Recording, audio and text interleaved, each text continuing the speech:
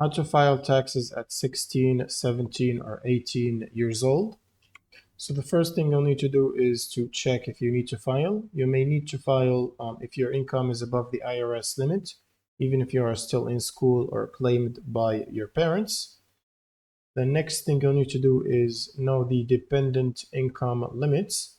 So for 2025, a single dependent under 65 usually must file if earned income is over $15,750, or unearned income is over $1,350, or gross income passes the IRS dependent limit.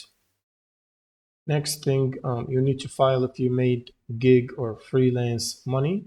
So if you made $400 or more in net self-employment income, you usually need to file.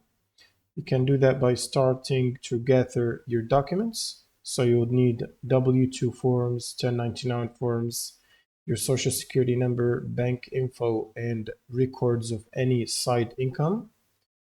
And you should also mark dependent status correctly. So if your parent or guardian claims you as a dependent, you would need to check the box saying someone can claim you.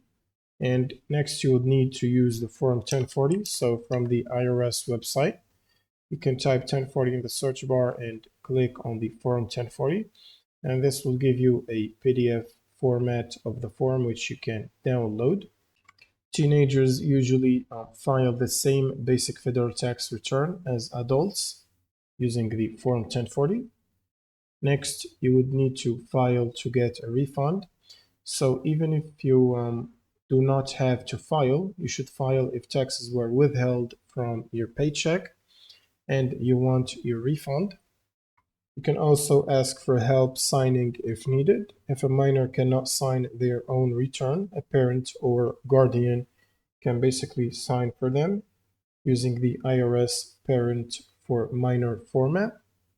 And that's pretty much it for this video. If you have any questions, leave them in the comments below, and see you on the next one.